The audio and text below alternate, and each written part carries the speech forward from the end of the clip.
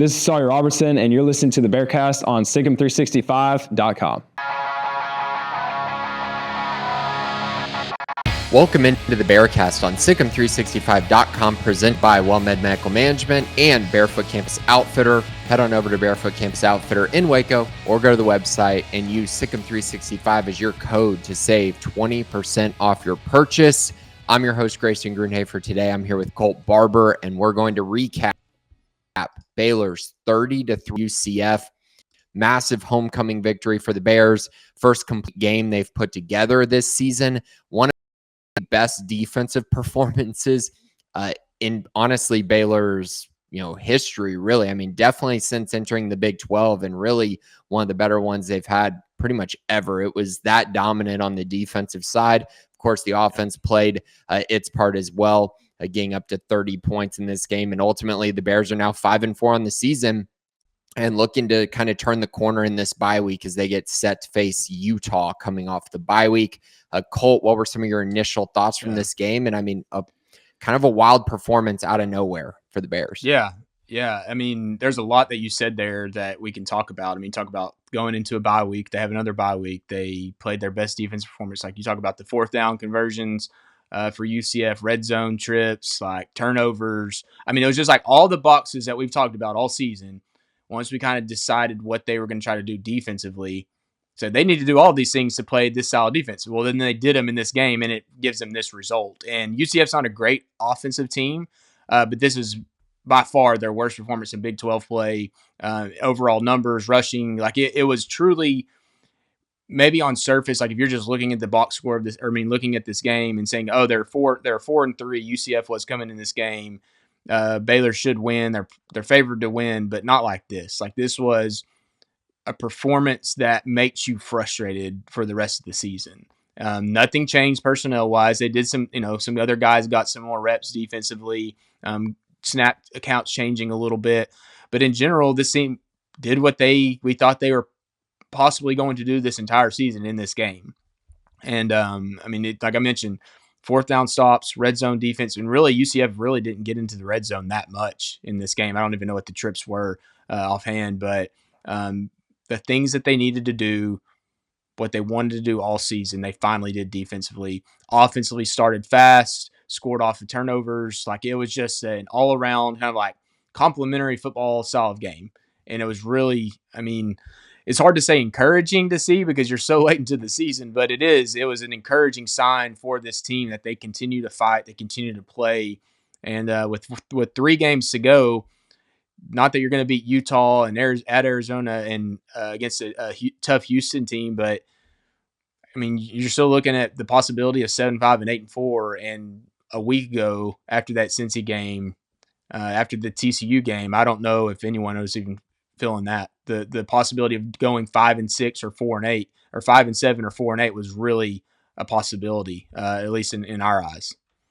I felt like the ceiling kind of was sitting at 6-6 after that 2-game losing streak. And now I kind of think it's probably at 7-5, just because, I mean, Arizona, I think they're pretty mediocre, but you still would have to go win on the road. Houston, I think they finally showed exactly who they are. They've benefited from a pretty easy schedule for the most part, got just trounced by a terrible West Virginia team. And then, of course, we mentioned Utah coming off the bye week. That's going to be a really tough one, and probably the one that seems the most unlikely. Like Utah's clearly been the better team than Baylor for 10 weeks this year. It'd be kind of shocking to see that flip, but who knows? It is a home game. Maybe Baylor moves with some momentum into the bye week and into that game. But I did want to go through to start this, just these defensive numbers, because I think that you're going to look at on the surface and be like, wow, this was a great performance by Baylor. But it was deeper than that. I mean, this was kind of a crazy performance. So since joining the Big 12 in 1996, the Bears have never had a game in which they held a Power 4 program to 3 points or fewer and to under 225 total yards of offense. They haven't done that. 1996, that's a long time. That's 30 years. That's that sample size right there. And that's what Baylor did on Saturday. So truly crazy. Now, as far as the things that flipped, you mentioned the red zone touchdowns or lack thereof for UCF in this game. Baylor had allowed 8 touchdowns on 8 trips to TCU and Cincinnati over the past 2 weeks leading into this game. UCF was in the red zone twice, and they came away with 0 points on those 2 trips to the red zone. That was one thing that turned. No FBS team had rushed for under 157 yards against Baylor this year. UCF ran for 74 yards, and that's their calling card as well. So that was pretty shocking. Baylor had not won the turnover battle in Big 12 play this season. They did that on Saturday. Baylor had allowed 39.3 points per game over the past month. Then they held UCF to 3 points. Baylor only had 1 sack, but it was their first since the Oklahoma State game, which is wild to think about. And then the Bears were second worst in the league in third down defense, but they held UCF to 1 for 11 in this game. I mean, I don't want to say it was an anomaly, but it definitely was a complete outlier based on what we've seen from this entire year. So what does that mean? I think there's a few things that you can probably point to. We talked about UCF's quarterback play coming into this game, and it was really bad in this one. They could not figure it out. Taven Jackson struggled. I felt like Baylor's secondary played pretty well, but the big part of it was just they took away what UCF has to be able to do, which is run the football. Yeah. And once you took that away, it was like the wheels just fell off completely for UCF. They had no consistency, no rhythm. And really, once Baylor was up 14-0 in this game, and you kind of saw the two teams and how they were attacking, how they were probing, it really felt like the game was over, which hasn't really been the feeling very much this year. It truly was awesome. You got to give credit where credit's due. We've been down on the defense all year for good reason. Every metric has them outside like the top 95 defenses in the entire country. That's just not good enough. But on this day, they were phenomenal. They had a great performance. DJ Coleman with an interception, Jacob Redding with an interception. I got to see a little bit of Caleb Burns making an impact. Got to see various guys just play really well. Jackie Marshall played a lot of snaps in this game. Felt like he played well. DK Kalu was a nice surprise after not playing a bunch of snaps recently, getting in there, really filling in the nose tackle position well. So lots of credit to the defense. It was truly an awesome performance. Real quick, Sawyer Robertson has something to remind you about. Want the latest information about your favorite team? Try out Sigum 365 premium content the next 3 months for just $5 by clicking the link below. And now back to the Bearcast. Yeah. Talk about the rushing offense. And that's what was kind of, I don't want to say scary about this game. UCF's offense is not great. I think we need to reemphasize it's not great, but it's been going back to the Kansas State game. This is their rushing numbers. 33 carries, 205 yards, 1 touchdown against Kansas State. 39 for 199 and 2 touchdowns against Kansas, 41 for 191 and a touchdown against Cincinnati, 35 for 255 and 3 scores against West Virginia. And then the Baylor game was 23 for 74 with 0 touchdowns, which is like, that's the complete opposite trend of where Baylor was going. Like this was seemed like a matchup that was just inevitably going to be bad. They were going to be able to just run it at will on Baylor, shorten the game. And truly, if you go back to their game against Cincy, that it was a 20-11 game, that's what they did. They just shortened that game against Cincinnati and made it relatively respectable when it probably otherwise shouldn't have been. So Scott Frost has wanted to do that at UCF. Baylor just completely took it away. And I don't know, 23 carries is by far their season low, but Baylor also dominated time of possession in this game, and they haven't done that. And it was just an overall, you've like Caden Knighton's emergence of running the football consistently. Bryson Washington's still banged up, but they just able to control the clock. Sawyer Robertson early in the game didn't have a lot of incompletions, which allowed the clock to run. Just kept the ball out of the UCF's hands. But yeah, I mean, dude, like I'm with you. Like, do you call it an anomaly? It's tough to say it's an anomaly, but it's also unprecedented for this season. Like, it's just like, are they? I think my question goes to: have they been capable of this all season? I would say, like, capable. I mean, to hold a team to 3 points and under 255 yards. I'm talking about rush defense. Oh, okay. So, like, have they? Because we've talked about it all season. Like, is this something that just is not able to show up again? I don't know. Like, I mean, it's just like, I don't know. I don't know if they could do it again. Like, I question if they can. Can they play better defensively? I think this is kind of the bar. I mean, this is kind of like the peak. Does this mean they're going to go on a run to end the season and play better defensively against the run? I think it could. I think it could give them confidence. But I think a lot of the stars aligned in this particular game to have this type of performance. Yeah, I kind of get what I kind of get where you're coming from with the rushing defense maybe showing that it could have been there. I think it's just hard when you look around and you see like TCU running all over you. That's where it's just like, Yeah. man, Oh, a team yeah. that can't run the ball at all is running at will. And so I will say I think some factors really played into this for Baylor, and it really allowed them to, I think, kind of peak in this game defensively. And maybe it's not full peak and then they drop all the way back down. Maybe they can find somewhere in between, which is frankly where they need to be. I mean, you don't have to be, I mean, you play this defense all year long and you're like a top 15 defense in the country. Yeah.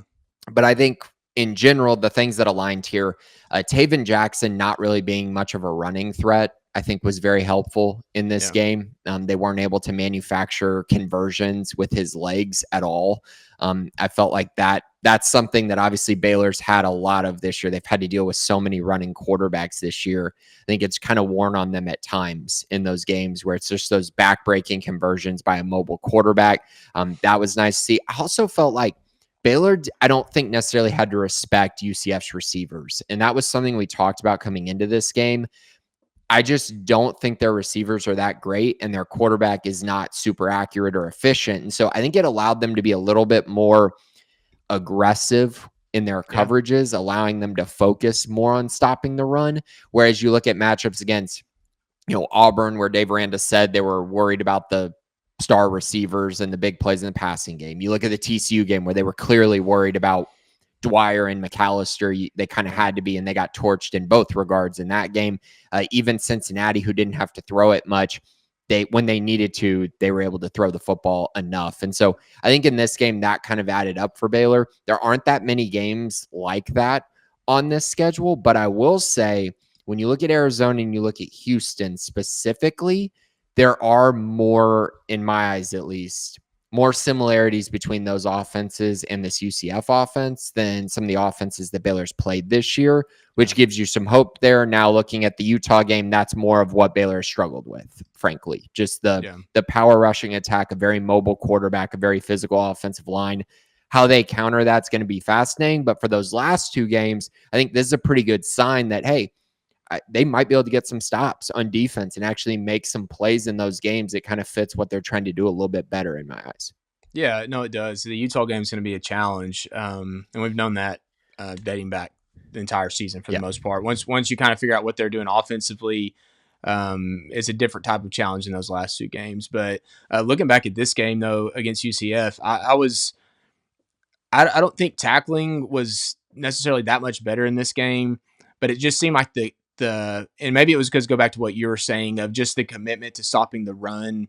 And if you look at the cornerback numbers in terms of coverage grades, snaps played, they kind of let, Calvin Simpson-Hunt's finally, he made a showing. And I don't know if that was intentional, what went into that, but I would look at the numbers here, pulling back I think up. a big part of that is you got Tevin Williams still working himself back. I think he only played 13 snaps in this game, somewhere along those lines. And 13, so you had to have another guy step up aside from Reggie Bush, of course. And then LeVar also came out of the game as well. So I think that also played a part in it. LeVar he had another chance at an interception early in the game, man. He has been so close. He's going to get one soon, I'm sure. Yeah. Yeah. And so the cornerback room, the Calder Wilford play at the end of the game where he had the tip pass to Jacob Redding. He just seems to be around the ball so much. But I want to start there, and it's for this entire season. And I know they've struggled at times, but I think for what they were dealt with in terms of injuries at the safety position and Carl Williams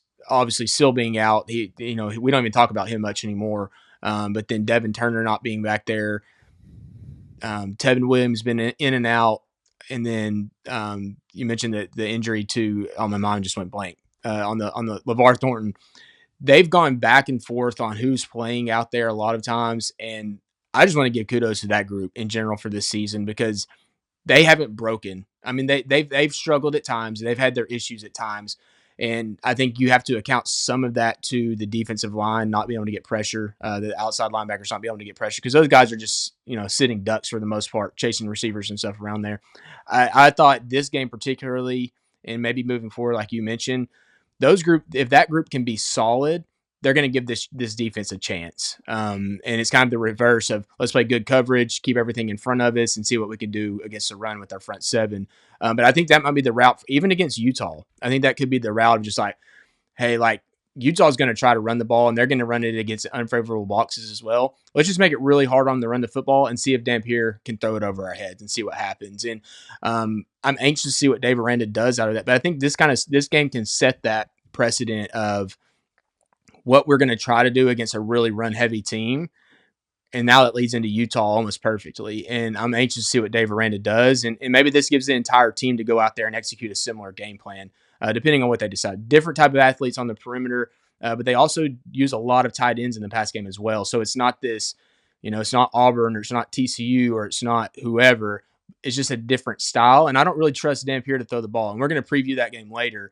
But I thought this game was a really good precursor to what they're going to face against Utah.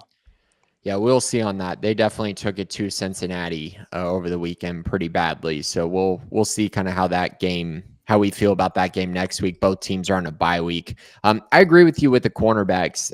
They've played well this year. There have been moments like the TCU game, like they just could not stop Dwyer, and that was just he was a problem in that game. They could not stop him. But on the flip side, they stopped McAllister, and that's a huge credit to LeVar Thornton, who was basically guarding him the entire game.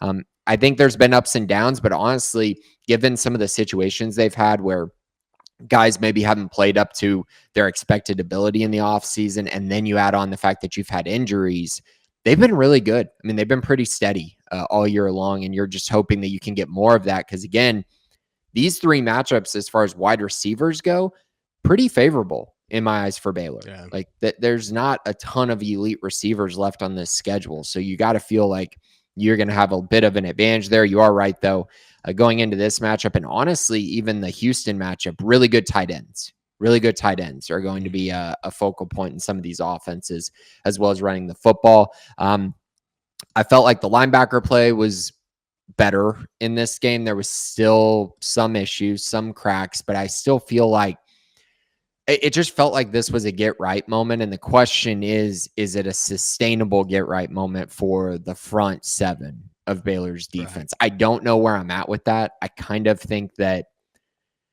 it's not great that you have to play Utah next, because I think you might get exposed more than you would against some of the other teams in the Big 12 if that's who you're going to face next. But instead, you're facing a team that is very good up front, like very, very good. We've talked about it. One of the top 3 offensive lines that they have. And as far as a talent standpoint, they might be the best offensive line because they got 2 guys that are going to be in the NFL next year. So there's a lot to unpack there, but this is a good sign. I mean, it's a good sign that they kept playing, man. And Dave Aranda came out with a good game plan.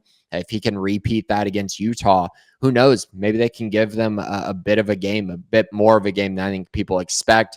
I think the line on that game is probably going to be in the double digits. So we'll see kind of what that projects to. But I do think that this is a good sign of things going forward, to not get bullied up front, to not get moved repeatedly, to not be out of position, which was a big thing that I took away from this game. You didn't see a bunch of guys out of position in this game, and that has been reoccurring all year. Out of position, missing tackles, those type of things. You didn't see that as much in this game, which I think is a great sign. Yeah. You mentioned linebacker play. I thought, or grading-wise, he did, and Caleb Burns played his best game at Baylor with 23 snaps after a pretty bad performance against Cincinnati, which that was in general for the defense. But 23 snaps, I mean, he, besides Keaton Thomas, I mean, he was the Kylan Reed, Keaton Thomas, which Kylan didn't have a very good game in terms of PFF grades. Like, those are subjective. I understand that. But he played 36 snaps, and then Caleb Burns was at 23. I just don't, missed tackles wise, I don't think it's really been a big issue. I mean, there's been times where it's reared its head against teams, but the Cincinnati game was pretty bad. Yeah, I think in general, you mentioned being out of position, over pursuing, is just playing yourself into bad positions where missed tackle. It looks like a missed tackle, but technically wasn't a missed tackle. It's just you're just not filling the right hole. In this game, I thought they played physical, and a lot of that's you're dedicated to stopping the run, and I want to see that against Utah. And I know we're getting way ahead. Like, we can only say so much about the UCF game. We need to review. We'll talk about the offense in a second. But, like, going in this Utah game, why not? Like, what do you have to lose? Like, to go out and just say, hey, we might just play 4 DBs in this game. And then you have DJ Coleman or whoever it is that are playing against our tight ends. Keaton Thomas is shown to be serviceable in that area. And does Dave Aranda go that route? And more of the Arizona State, and even in this game, that their two best defensive performance came against teams that kind of had limited options on the outside of Arizona State. Now UCF, I don't want to say Utah has limited options, but it's just built different than what they face. And maybe that's a good sign for this particular game. They're able to go out and match up decently well. But yeah, I think in the general scope, this UCF game was, I mentioned it in my Rapid Reactions podcast, it was just like frustrating because you wanted to see this so many times. Like, you don't expect to see every week. And like at the beginning of the season, we're talking about if they can have a top 50 FEI, F+, SP+ type of defense, this team's going to be really good. And this was the game that they showed that ability, and even better, I would say. Like, if you took this game and transposed it across the entire season, where are they at?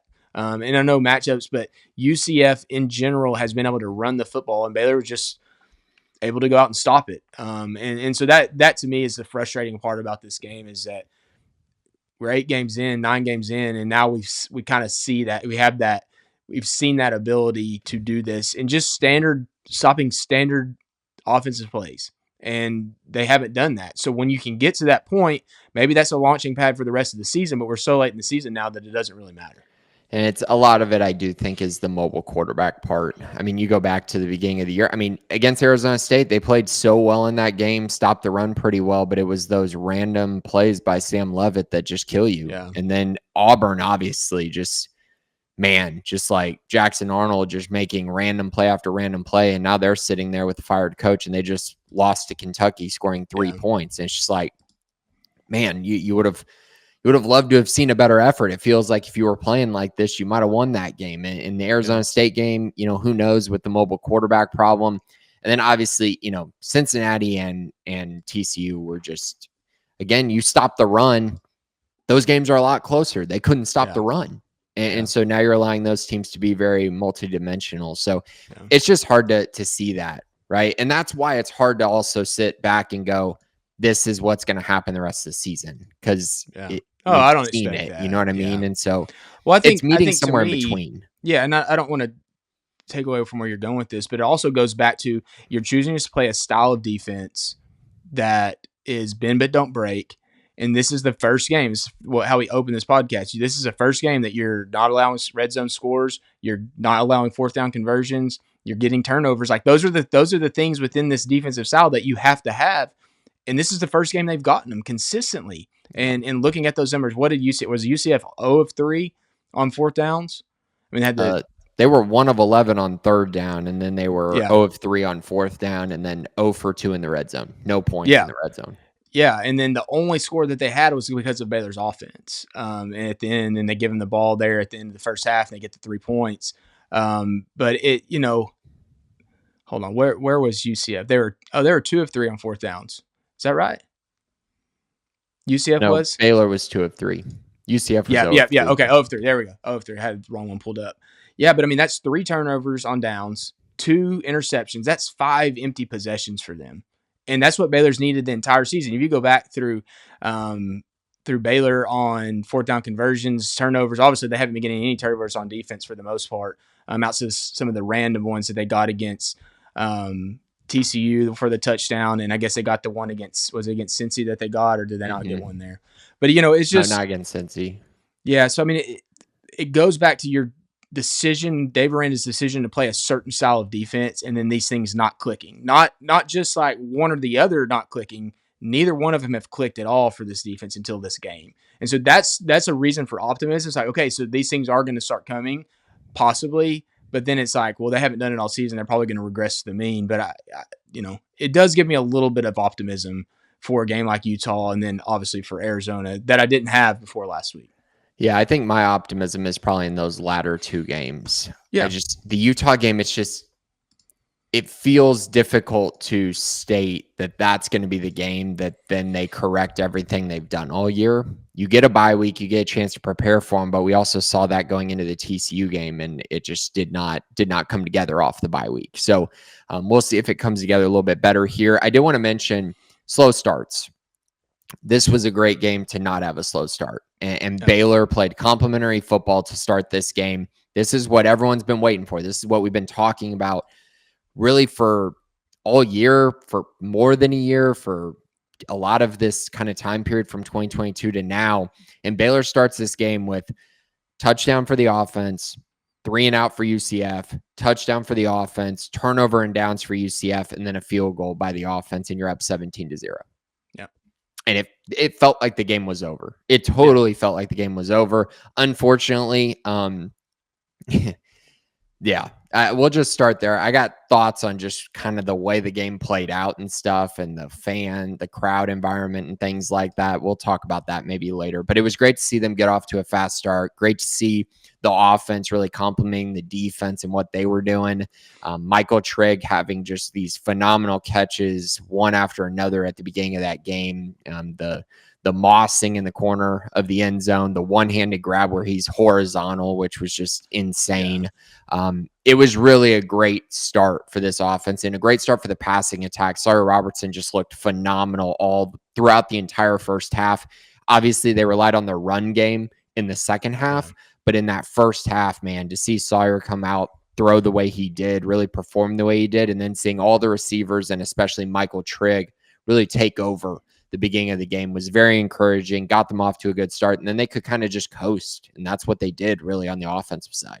Yeah, and the rushing offense, and that was the encouraging part was like once they got into the later part, once you get that lead, then you feel like you can run the football. And they didn't run it a ton, but they slowed the pace down in the game.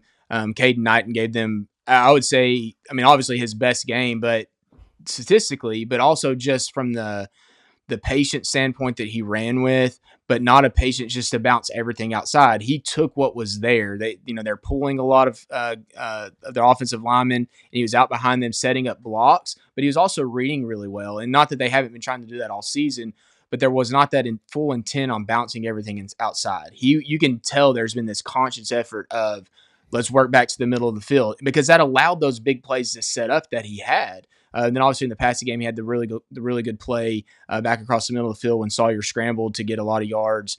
But yeah, like the overall statistics don't just blow you away. 400 yards isn't the 600 yards that we've seen the last couple of weeks because they've had to do it. They got out to a lead, then they're able to go and run the football. And I'll say this, Sawyer, there was 2 runs that he had in this game where he just took off and he looked no issues with his foot. I mean, his run up the sideline in that game, whenever he extended a play, and like I think that goes back to my frustration of like, yeah, we could talk about maybe he's hurt, but he's more than capable of going and doing that. Yeah. And this was a game that I don't want to just say it was like the flow of the game that allowed him to do it, but it was also like you can do that. Like you can break. And there was even multiple occasions in this game where he set back where he could have run. He just set in the pocket. I know he got sacked twice there at the end of the first half, but he had some opportunities where he could have extended plays downfield and he didn't. But he did pick spots where he went and ran for 15 or 20 yards, and that was good to see. But the running game in general, they haven't been in that situation where you get up and execute in that type of offense. And this was, I mean, I don't think they've done that at all. You talk about a fast start and then being able to get in there, they haven't done it at all this season. Yeah, and they definitely did in this one. Sawyer was awesome, 267 yards, 3 touchdowns. We mentioned this in the lead up to this game. UCF's been really good as far as the pass defense goes. This was just the second game they've allowed a quarterback to throw for over 200 yards this season. So really a very good performance. Sawyer played great. You're not going to sit there and say, wow, this was the greatest Sawyer game ever. But when you really look at it, he was very, very efficient, very good in this game. Especially it's a very underrated game. Yeah, especially early on. He had over 200 yards in the first half. And so he was really, really good against, again, a pretty good defense, a pretty good pass defense. And I think we came into this game talking about the fact that, this probably wouldn't be a game where Sawyer was going to throw for 350 or, 300 plus yards. It probably just wasn't going to be that because UCF's weakness was stopping the run coming into this game. Compared to their pass defense. And Baylor really took advantage of both. They ran the football exceptionally well. Caden Knighton, 21 carries for 104 yards, also had a 22-yard reception. He was awesome. We didn't see Michael Turner in this game, but he did have his helmet. So I feel like he's fine. I don't know why he would have been fully dressed out if he wasn't. I think this was just a game where whatever was going on with him, this was clearly a Caden Knight and Bryson Washington game. And for like the last month in a row, Bryson Washington just couldn't hold up for an entire game. And so you end up not seeing a lot of him. And he was only 9 for 21 in this game. He's clearly not himself still. But Caden Knighton really showed up in this game, and he and Michael Trigg and Sawyer Robertson really anchored this offense on this day. And I just thought it was a great performance by the true freshman. Knighton was really good, got physical, got up the field, only had one play where he was dancing a little too much. Outside of that, he really got downhill in a hurry, was physical, made a lot of plays, blocked okay as well in pass protection. Really his best game, I think, so far this year. And one of the better games we've seen from a Baylor running back this year, which is kind of frustrating, but that's what it has been so far this year. Yeah, and I think that's the story of Bryson's injuries. Bryson had those 2 or 3 good games early in the season, but he just hasn't been the same. No. And then also Dawson Pendergrass. And that's probably the storyline outside of the defense from a negative light that just hasn't been discussed enough is Baylor's running back room has just struggled with injuries. They've relied on Caden and they've relied on Michael to an extent, but that's kept this offense from performing at its peak in a lot of situations because there's just not that there's not respect, but you're not going to lean into a duo of Caden Knighton and Michael Turner like you would have a healthy Dawson Pendergrass and Bryson Washington. But this was a game that allowed them to lean into Caden, and it was encouraging to see for not just now but for the future. You see his abilities. I mean, his start and stop ability. You don't want to try. It's not like he's this physical dude to try to tackle, but he runs so similar to Dawson Pendergrass. Like, you're never going to get a clean shot on him. And if he works upfield, he's always going to get 2 or 3 extra yards as long as he's falling forward. And it's whenever he breaks it out to the outside that he struggles. And what he didn't do in this game was break it out and then just take off horizontal. He would cut, but then it was vertical, cut, vertical. Yeah. And there was one time, I can't remember which play it was. It's probably the same one you're referencing, where there was penetration in the backfield. And he did try to bounce it a little bit and then got caught for a tackle for loss. But in general, I was really impressed with him. And that could be big for this end run of the season for Baylor. And we can talk about, if you're listening to this, we can talk about what's to come with the program. But at the end of the day, you want Baylor to win football games. And you want to go 8-4, regardless of what happens with the head coach, because this is still the football program. This is not the head coach football program. This is the Baylor football program. And for a guy like that to emerge, to help this team possibly win 2 of their last 3 games is huge, because Bryson's not – he's not going to be able to carry the load. Maybe after another off week, maybe you get a little bit more from him, but he's kind of shown he's not going to be ready to go for the rest of the season. Maybe you get some bump for a bowl game if you get to that point, but Caden emerging, Michael Turner hopefully coming back, that's good for the end of the season. It definitely is. Just good performance by the offense line. Sean Tompkins played the left tackle position again for Baylor. That's become a consistent trend. Sidney Fugar is now the backup there. So they're trying to figure some things out. Again, 30 points against UCF is a pretty good showing. I felt like, I know that there were some points left on the table, but I also think if UCF had been more competitive in this game, Baylor probably would have scored more points as well. So I do think that that's something to keep in mind. This was very nice performance by the offense. I mean, that was the second most points that they've allowed all season. Right. I mean, and that's against that. They played Cincinnati, they played Kansas State, and they played Kansas, which are all formidable offenses. Baylor went out and scored 30. And like you said, you left points on the table. And I think that was this game could have very easily been 42, 45-ish to 3 had they gone and executed deep in the red zone a couple times. And obviously at the end of the half where Sawyer gets strip sacked. But probably better overall performance than even 30-point shows. Yeah, I would say so as well. There's no reason to have to go score points, which was a part of this. Which was nice.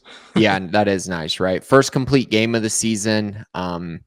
It's probably the first complete game since, I guess, the Kansas game at the end of last year. That was a very complete performance as well. I would say even last season, when you really look at complete, the Kansas game is probably the one that you point to, and then the Tech game are probably the two games last year that you would say, wow, that was a complete performance. You can make arguments for some other games, but it's also like Oklahoma State was terrible last year and it probably shouldn't have been a 10-point game.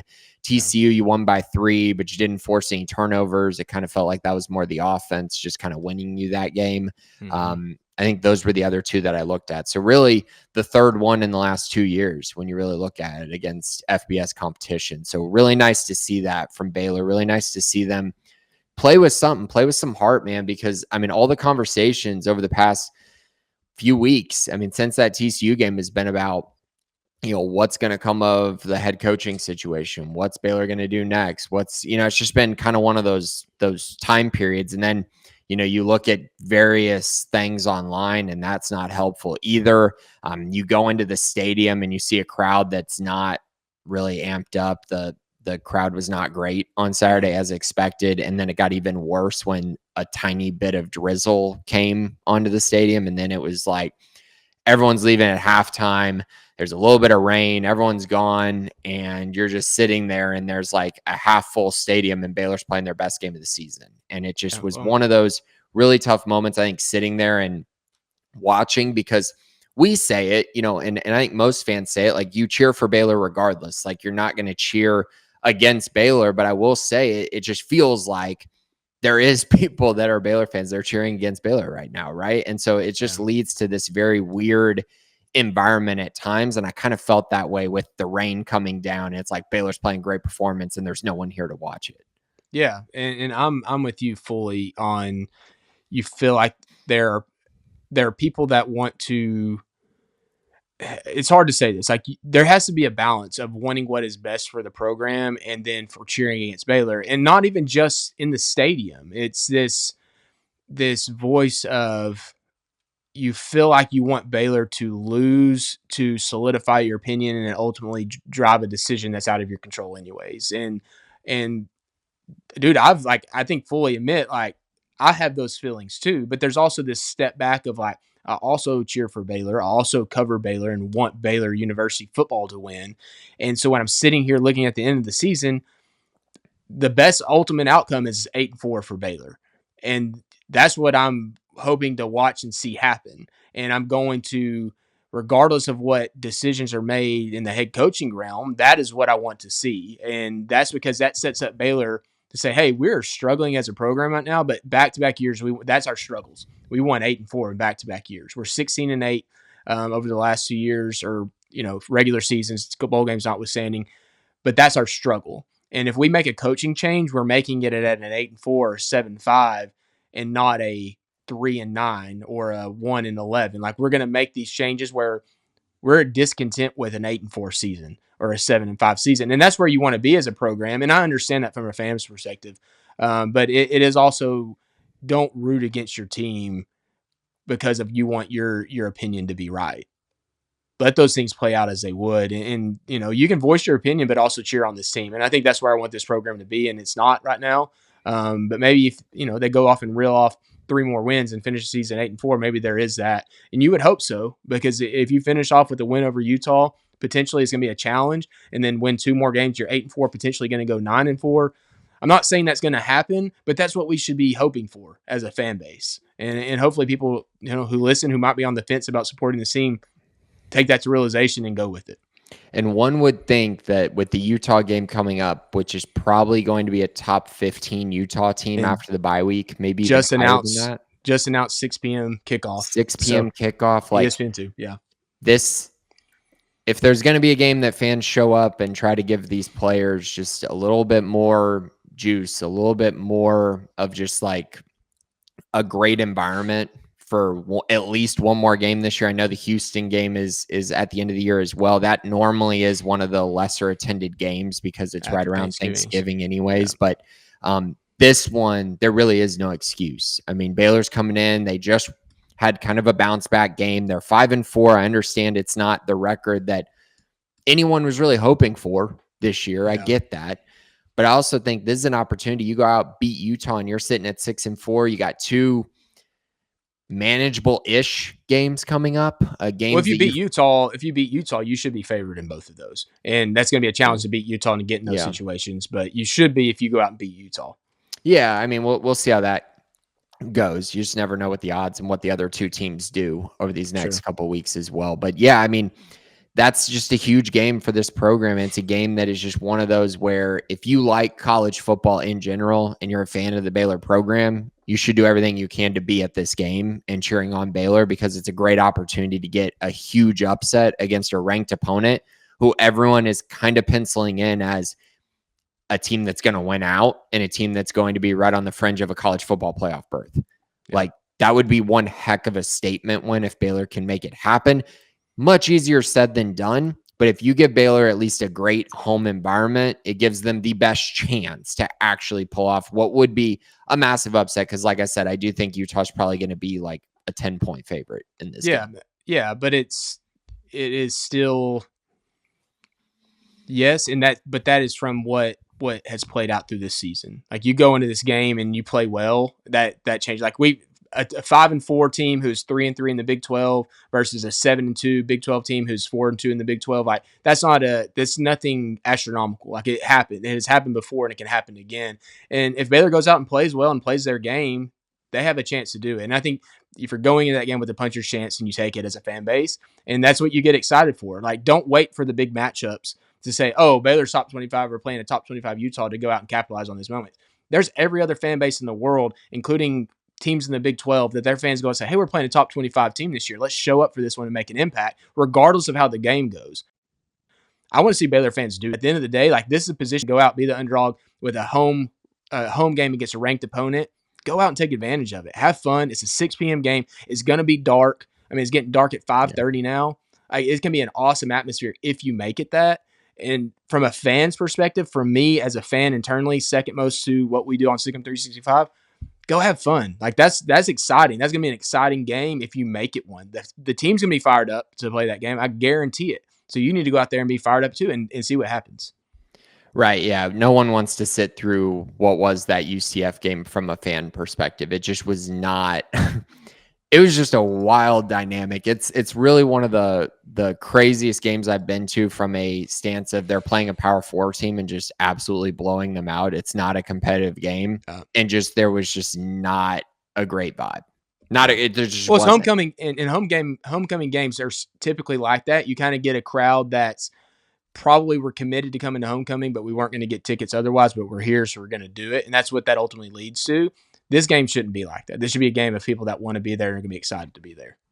Absolutely. Absolutely. So Colt and I will be back next week, I guess, to preview the Utah game. We're not going to preview it this week.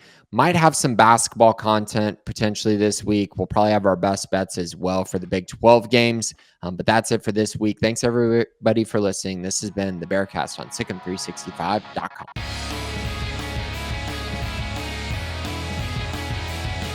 Join Sick'em 365 Premium on a $1 for 1 month trial to read our experts' notes and insights. Know about high school commits, off-season transfers, coaching staff changes, and so much more before the rest. Also, download the Sick'em 365 app on your iPhone today to get instant notifications of breaking news, read up on the latest inside info, easily interact with other Baylor fans on our forums, and get alerts for anything published by your favorite staff members.